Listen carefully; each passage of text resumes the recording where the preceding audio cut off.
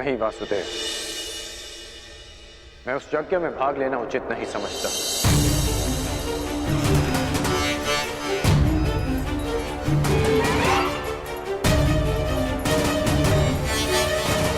कारण? एक नहीं, 3 कारण हैं। पहला, मैं युधिष्ठिर को सम्राट पद के योग्य ही नहीं समझता।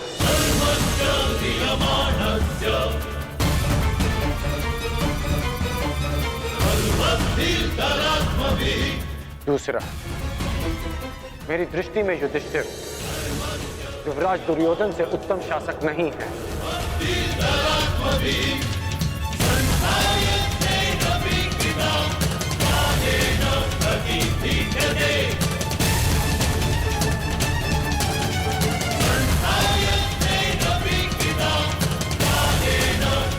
दुर्योधन नियमों में बंधकर प्रजा पर शासन नहीं करते, अपितु प्रजा के लिए नियम बनाते हैं।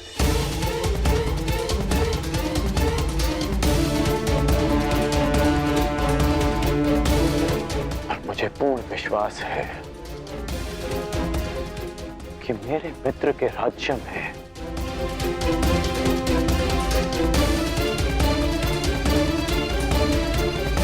फिर से किसी शोण के मुख में पिघला हुआ स्वर्ण केवल इसलिए नहीं भरा जाएगा कि उसने एक सूत होकर वेद पाठ करने का साहस किया।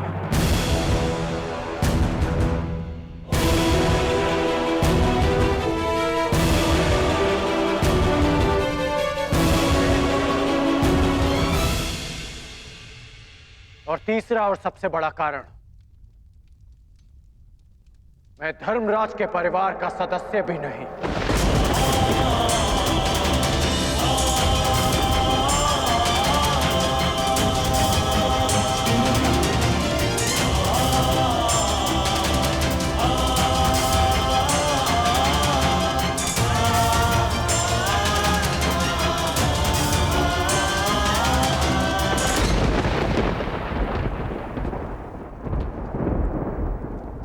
और जिसे मैं सम्राट पद के योग्य नहीं समझता, मैं उसे उस पद की बधाई देने नहीं जा सकता।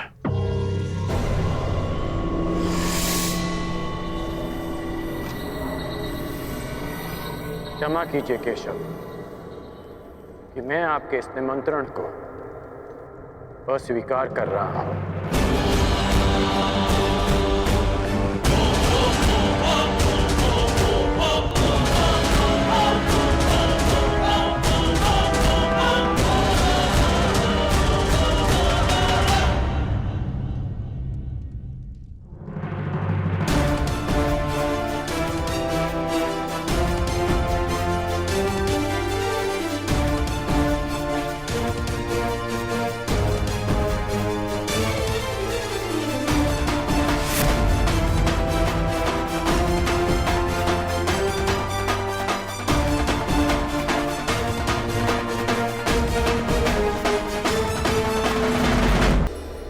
मैं आपके इस निमंत्रण को अस्वीकार कर रहा हूं।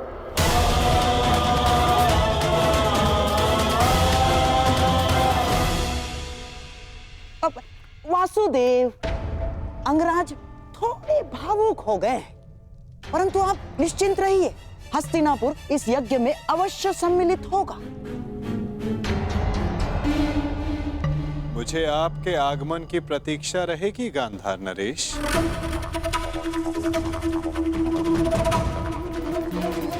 और आपके मित्रों की भी।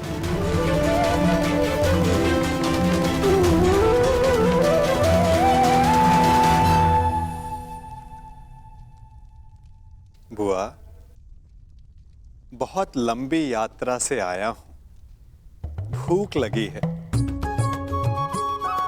भ्राता भीम ने मुझे बताया था कि आप राजभोग और खीर बड़ी स्वादिष्ट बनाती हैं। भोजन नहीं कराएंगी?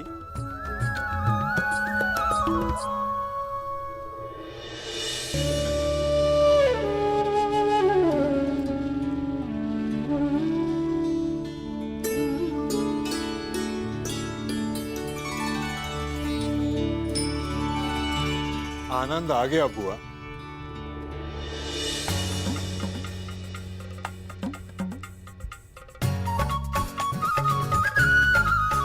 मार्ग में बहुत थक गया था बुआ, परंतु इतना स्वादिष्ट भोजन करके मानो जैसे मेरी थकान कहीं उड़ गई हो। और ये खीर,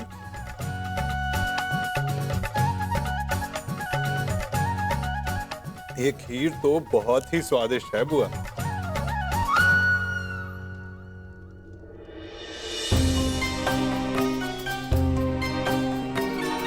क्या हुआ बुआ, आप प्रसन्न नहीं हैं?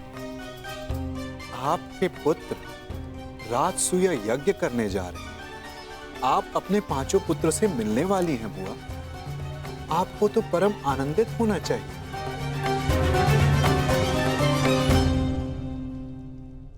हाँ कृष्ण, बस एक ही दुख है, मेरा ज्येष्ठ पुत्र इस प्रायोजन में सम्मिलित नहीं हो पाएगा। कान्हा, ऐसा क्या है जो तुम्हारे बस में नहीं? क्या तुम कर्ण को इंद्रप्रस्थ ले आ सकते हो?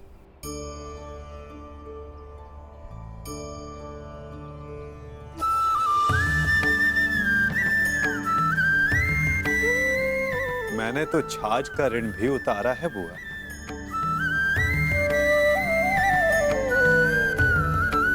और आपने इतनी मीठी खीर खिलाई है तो प्रयास अवश्य करूंगा कि इसका ऋण भी उतार सकूं। आपका ज्येष्ठ पुत्र अपने पांचों अनुजों के साथ इस राजसूय यज्ञ के आयोजन में सम्मिलित हो सके।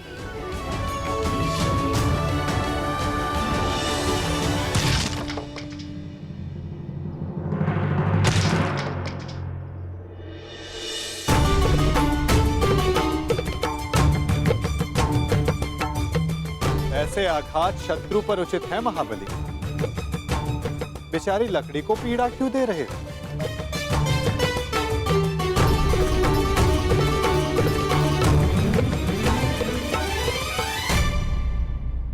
क्योंकि मैं अपने शत्रु पर आघात नहीं कर सकता, इसलिए मैं अपना शोभ इन लकड़ियों पर निकाल रहा हूं।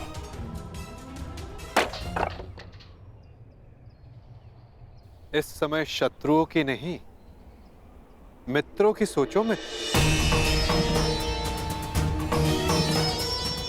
जब दुर्योधन इंद्रप्रस्थ आने को प्रस्तुत है तो तुमने आपत्ति क्यों जताई अंगराज? आपत्ति अंगराज को नहीं, उस सूत पुत्र को है जो परिवर्तन चाहता है और जो युधिष्ठिर की नीति का विरोधी है। इसलिए युधिष्ठिर के आयोजन में सम्मिलित होना मेरे मन को स्वीकार नहीं। मन की सुनना अच्छी बात है अंगराज, परंतु जो वचन दिया उसका क्या?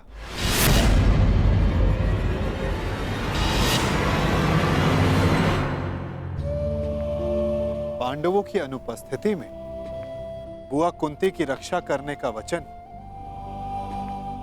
तुमने स्वयं को ही दिया था ना? वो नहीं निभाओगे?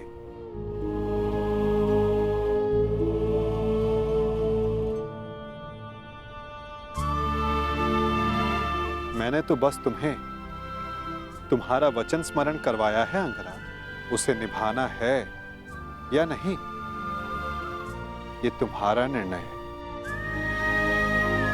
क्योंकि मनुष्य का भविष्य उसके चयन पर निर्भर है।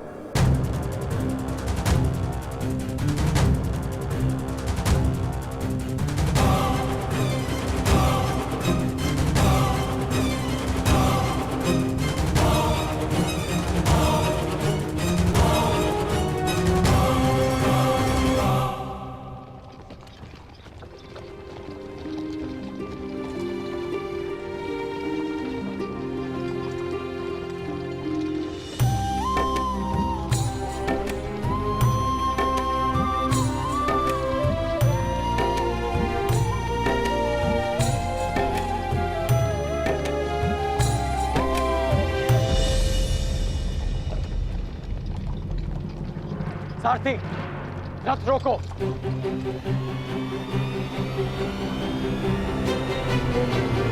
त्रिकर्ण, हम यहाँ क्यों रुके?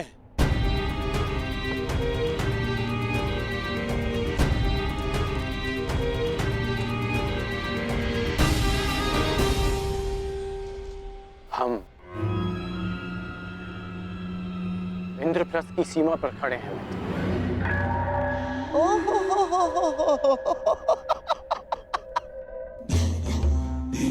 ये है इंद्रप्रस्थ, जिसकी प्रशंसा करते करते उस वासुदेव की जीवा थक नहीं रही थी। सुना है कि इंद्रलोक से भी अधिक सुंदर है ये इंद्रप्रस्थ। कैसा इंद्रलोक!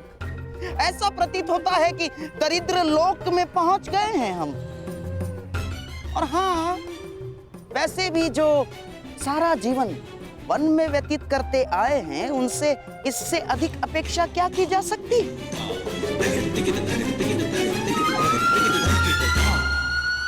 अब तो हस्तिनापुर संदेश भिजवाकर गुप्तचरों को ही बुलाना होगा कि वो जाकर खोजें कि किस गुफा में पांडवों ने अपना साम्राज्य स्थापित किया है। चलो मेरे होने वाले सम्राट, चलो लौट चलते हैं। महाराज को भी इंद्रप्रस्थ की भव्यता के विषय में, सुंदरता के विषय में पता चलना चाहिए ना। आओ। रुकिए गांधार नरेश।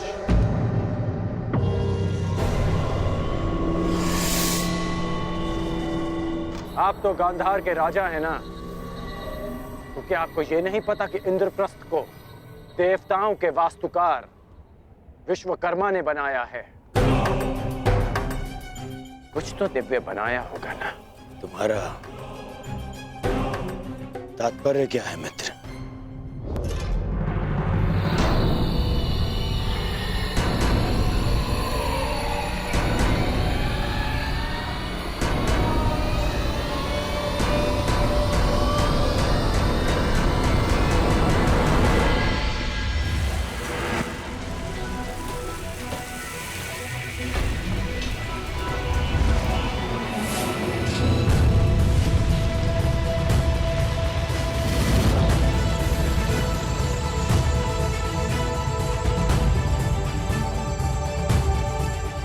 वो रहा इंद्रप्रस्थ मित्र।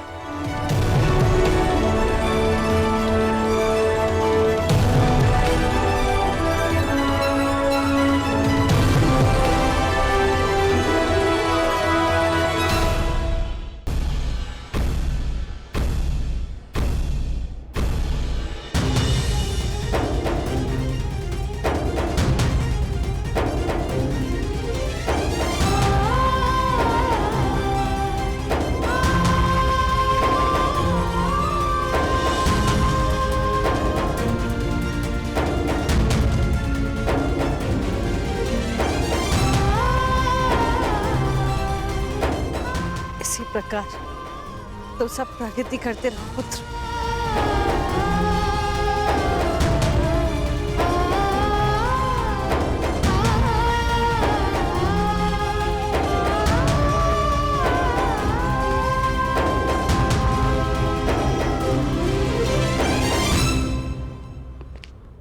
धन्यवाद मित्र, बुआ को अपने साथ लाने के लिए।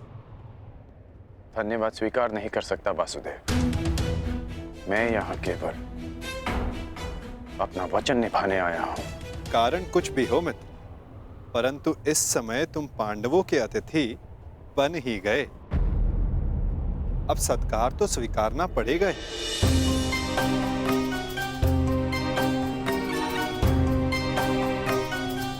स्वागत है अंगराज।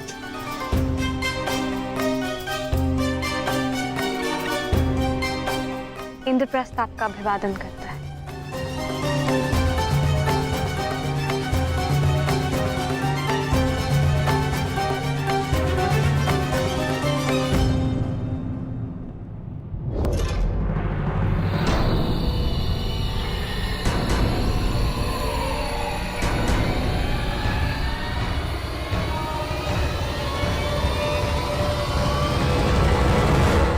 मैं आपका अभिवादन आह्वान स्वीकार नहीं कर सकता देवी। किंतु आप अतिथि हैं, आपका स्वागत अनिवार्य है अंगराज। अतिथि तो मैं पंचाल में भी था, जब उस दिन सूतपुत्र कहकर अपमान किया, तो आज अंगराज कहकर यह सम्मान क्यों? क्योंकि उस दिन आप अनामंत्रित थे, परंतु आज आप निमंत्रण पर आए हैं। राजकुल की परंपरा कदाचित मैं कभी नहीं समझ पाऊंगा। आप सब जब चाहे नियम तोड़ मरोड़ लेते हैं, परंतु एक योद्धा के लिए एक नियम कभी नहीं बदलता कि वो ना कभी हार स्वीकारता है और ना अपमान।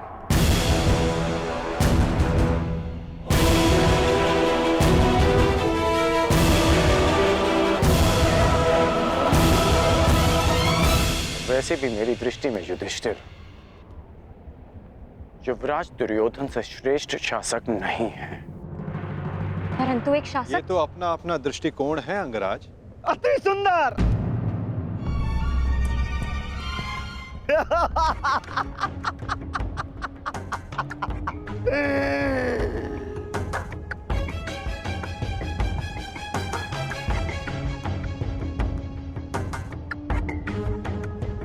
एक से एक महान विभूतियों का जमघट लगा हुआ है यहां पर। एक ये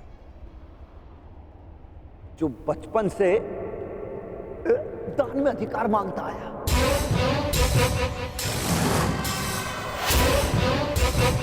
और ये बचपन से ही सब कुछ छल से चुराता आया, और उसके उपरोक्त ये महान पांडव इस हीन को अतिथि मानकर इसका आदर सत्कार कर रहे हैं।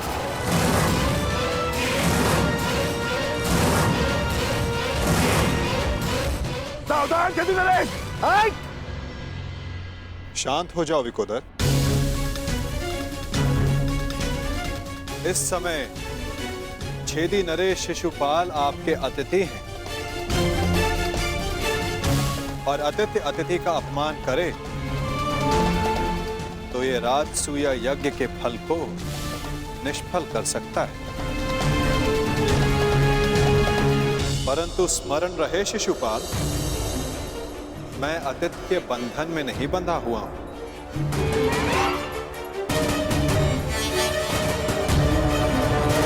हे शिशुपाल, मैं अतिथि के बंधन में नहीं बंधा हुआ हूं। परंतु मैं छेदी नरेश शिशुपाल सभी बंधनों से मुक्त हूं। तेरे अतिरिक्त मेरा कोई वध नहीं कर सकता। अपने मामा का वध करने वाला रणछोड़, थोड़े बंधन में तो तू बंधा हुआ है।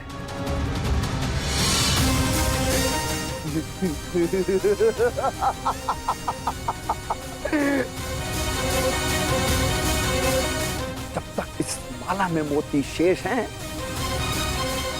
तू भी मेरा कुछ नहीं बिगाड़ सकता। पूरे 100 मोती हैं। छलिया चोर।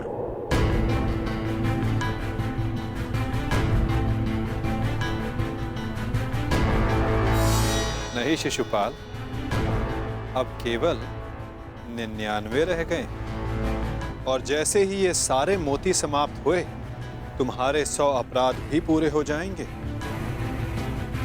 और समाप्त भी। ऐसा अवसर मैं तुझे नहीं दूंगा। स्त्रियों के वस्त्र चुराने वाले।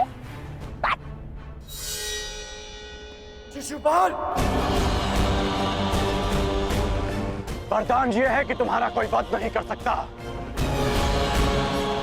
परंतु मर्यादा का उल्लंघन किया तो कहीं ऐसा न हो कि तुम्हारा वध करने वाले को भी तुम पर दया आ जाए।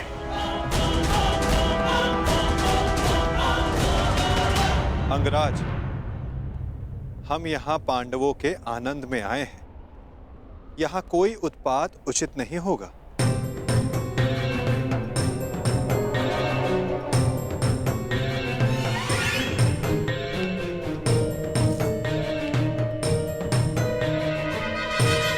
स्वागत स्वीकार करो शिशुपाल।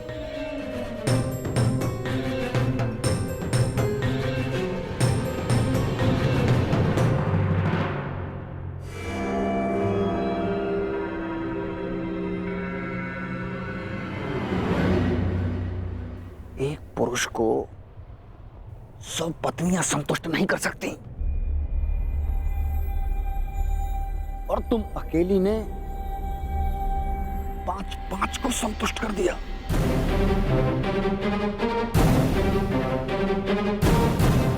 अद्भुत।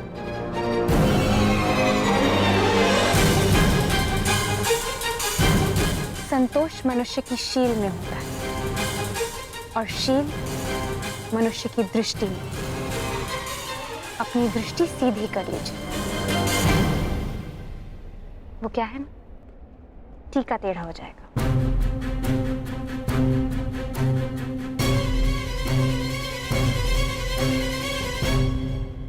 देख रहे हो मेरे होने वाले सम्राट? अब आएगा यहाँ आनंद। नहीं लगेगी ना हल्दी, परंतु रंग बहुत सुंदर जमेगा। इस मूर्ख शिशुपाल का अहंकार और द्रौपदी का दर्प आपस में टकराएंगे और भंग होगा पांडवों का यज्ञ।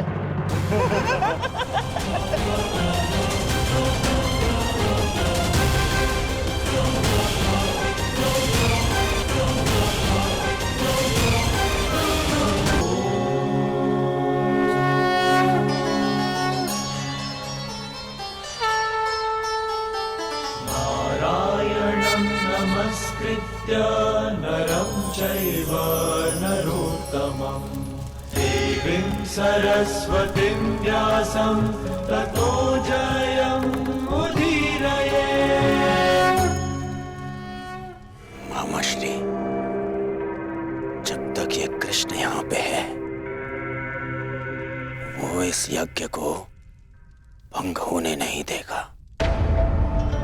इसका उत्तर?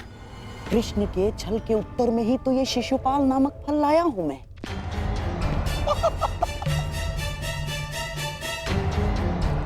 स्मरण है ना आपको? कहीं ऐसा तो नहीं कि इस माया महल की सुंदरता और पांचाली की तिरछी दृष्टि आपके नैनों में बस गई है? गांधार नरेश, मेरी तिरछी दृष्टि छोड़िए और अपनी तिरछी चाल संभालिए।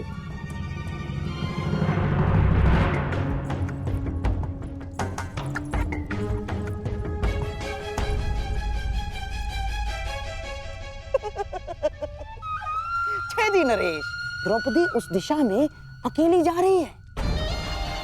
अवसर है आपके पास, अवसर। और जो स्त्री 5 पतियों को स्वीकार कर सकती है, उसके लिए छठे को स्वीकारने में क्या समस्या है? और जो ना स्वीकारा, तब भी हमारा लक्ष्य पूर्ण हो जाएगा। द्रौपदी को आपने कुदृष्टि से देखा, ये बात पांडव सहन नहीं कर पाएंगे और फिर अस्त्र उठाएंगे। आपको तो मार नहीं सकते हैं? और आप पर हाथ उठाते ही अतिथि पर प्रहार माना जाएगा शिशुपाल, और यज्ञ ध्वंस हो जाएगा। गांधार नरेश, कभी-कभी आप सीधी बात भी कर देते हैं।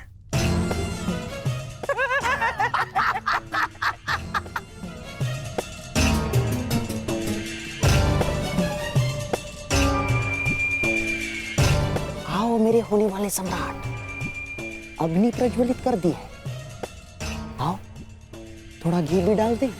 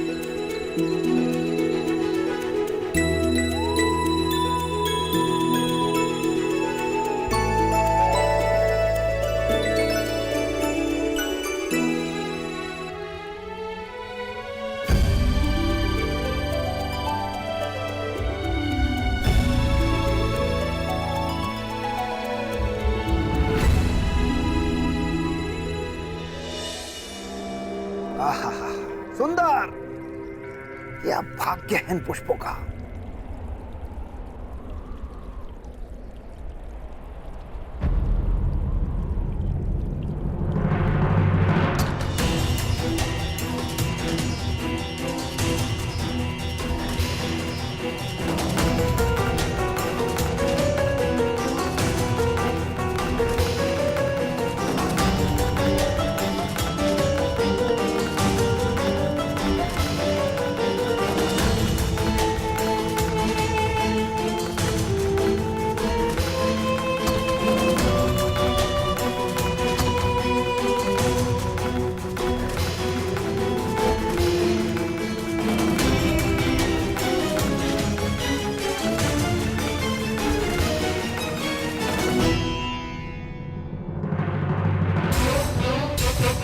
पांडवों का भाग्य इन पुष्पों की भांति जाग गया है।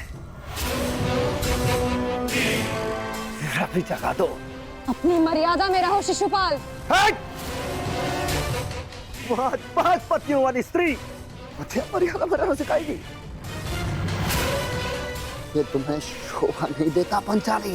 यदि मेरे 5 पतियों को तुम्हारी इस हरकत का पता चला तो छेदी राज्य नरेश विहीन हो जाएगा।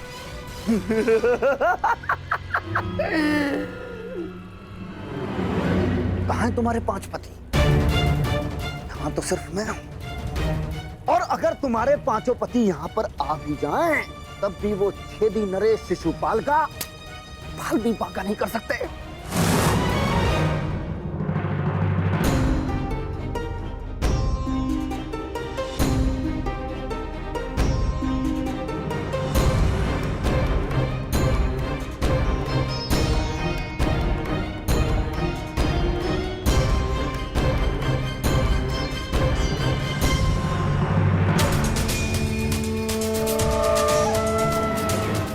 अग्निसुता याज्ञ सेनी हूं, भस्म हो जाओगे।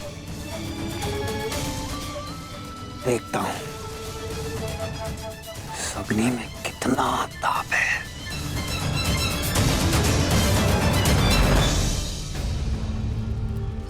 महाराज!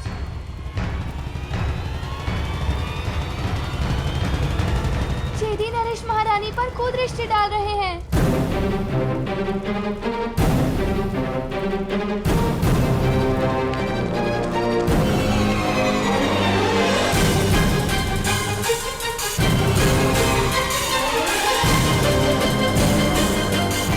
चौसर सज गई है, अब हो 12 और खेल हमारा।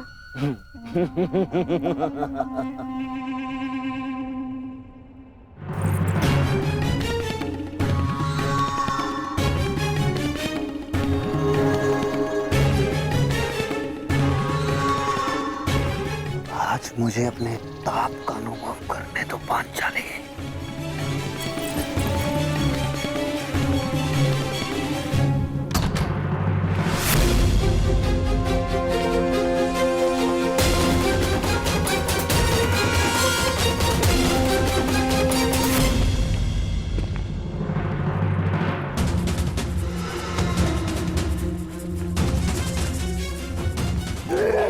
छोड़ेंगे नहीं। यही तो मेरी इच्छा है कि वो मुझ पर प्रहार करें और उनका यज्ञ भंग हो जाए।